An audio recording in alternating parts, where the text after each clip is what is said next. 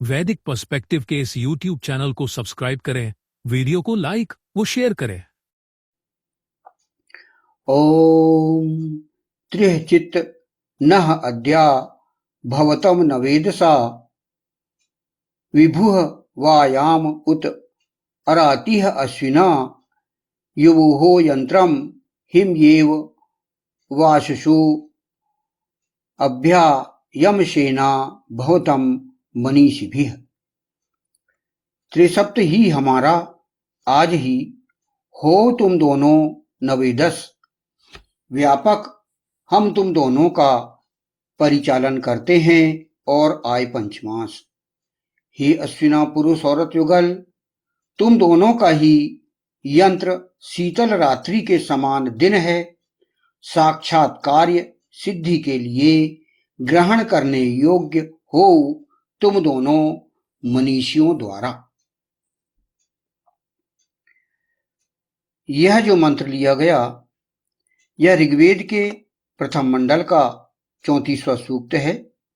यानी 11वीं विशेषता यह है कि ईश्वर अपने आप में स्वयंभू है, स्वयं अपने आप में इस सृष्टि का सम्राट है। इस सृष्टि में पृथ्वी के अलावा, इस सौरमंडल के अलावा जितने भी हमें जो टिमटिमाते तारे दिख रहे हैं वो पूरी सृष्टि है, वो पूरे सूर्य है और ब्रह्मांड है। निहारिका निहारिकांतर जितने भी हमें आकाश में जो दिखाई देते हैं तारे, वे तारे भी स्वयं अपने आप में सूर्य हैं, जो कि विज्ञान भी मानता है। उस पूरी दुनिया का सम्राट वह है, वह स्वयंभू सम्राट है, खुद अपने आप में सम्राट है। तो ये 11 विशेषताएं ईश्वर की अद्वितीय विशेषताएं, जिसका वर्णन इस मंत्र में संग्रहित है।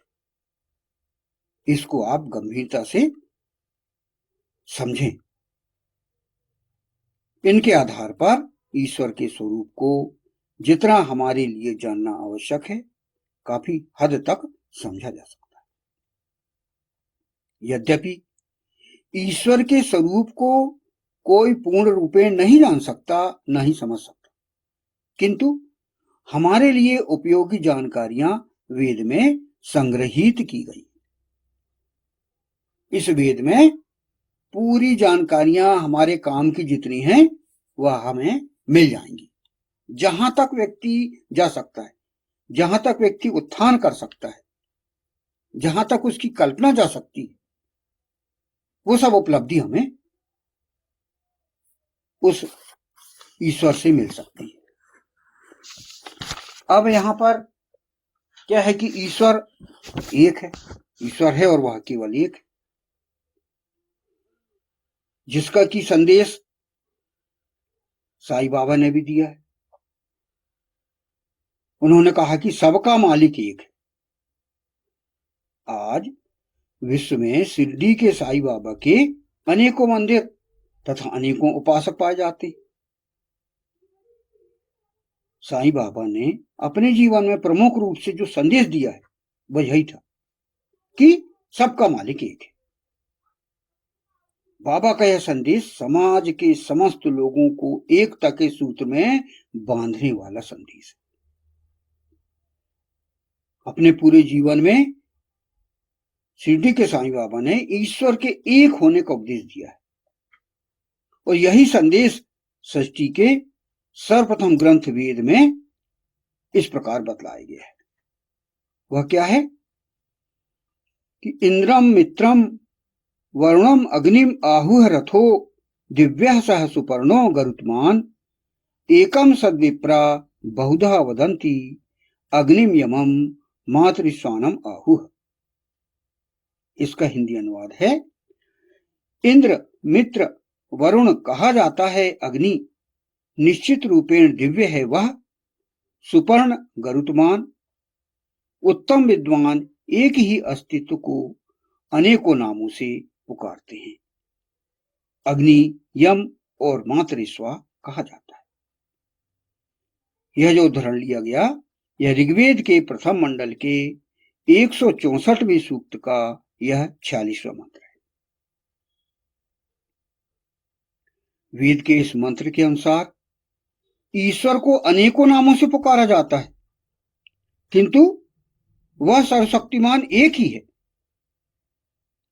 वेद के इसी सिद्धांत को समय समय पर अनेकों महापुरुषों द्वारा संस्थापित और प्रचारित किया गया है। शिरडी के साईं बाबा भी इसी सिद्धांत के संस्थापक और प्रचारक थे।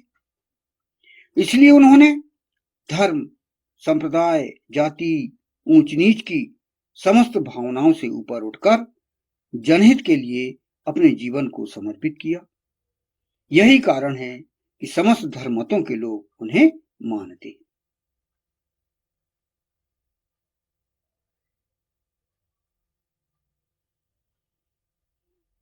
साईं बाबा के द्वारा सबका मालिक एक है का संदेश दिए जाने का प्रमुख कारण यह था कि लोग ईश्वर को जिस भी नाम से, जिस भी स्वरूप में मानते हों, किंतु ईश्वर तो एक ही। अतः उसको मानने वालों का भी एक होना चाहिए। उन्हें जो मानते हैं, ईश्वर को जो मानते हैं, उन्हें भी एक होना चाहिए। यह उनका संदेश था। ईश्वर के नामों पर, धर्म के नाम पर आपस में नहीं लड़ना चाहिए, अपितु एक होकर एक दूसरे का हित करना चाहिए। तो यह उनका संदेश था साईं बाबा। ईश्वर ने जो सृष्टि बनाई है उसमें कहीं कोई भेदभाव नहीं है।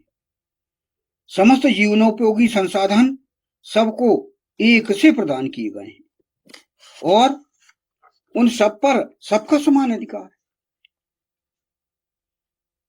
ईश्वर ने समस्त प्राणियों के लिए निःशुल्क प्राणवायु, निःशुल्क जल तथा निःशुल्क खाद्य पदार्थ समान रूप से प्रदान किए गए। सबको समान रूप से रहने के लिए पृथ्वी तथा सृष्टि प्रदान की है। अतः कोई कारण नहीं है कि हम इन संसाधनों के लिए आपस में लड़ें। ये साईं बाबा का ये उद्देश्य था।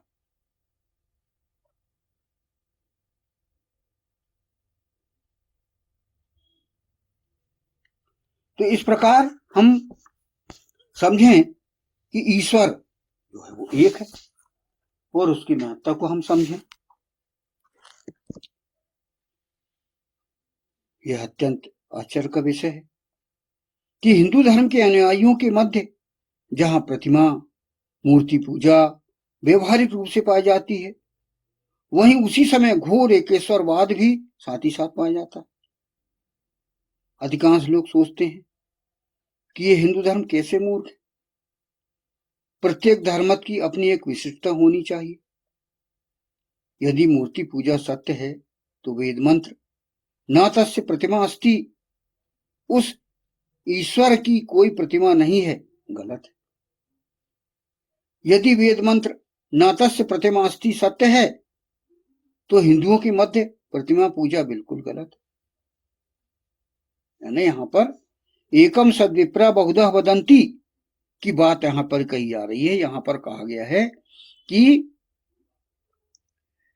उसकी जो एक ही है, जो वह उसको अनेक नामों से जाना जाता है। इस पर बात हो रही है। प्रतिमा पूजा हिंदुओं के मध्य एक अभ्यास या व्यवहार है, ना कि सिद्धांत। न तस्य प्रतिमा अस्ति यस्य नाम महदसः, उसकी कोई प्रतिमा नहीं है जिसका नाम महान यश वाला है। हिंदू धर्म वेद का एक सिद्धांत है। प्रत्येक विज्ञान और दर्शन के दो घटक होते हैं, पहला सिद्धांत और दूसरा व्यवहार या अभ्यास। विज्ञान या दर्शन उनकी दृष्टि में क्या सही है यह हमें बता सकते, किंतु वे होने वाले अभ्यास व्यवहार को नियंत्रित नहीं कर सकते।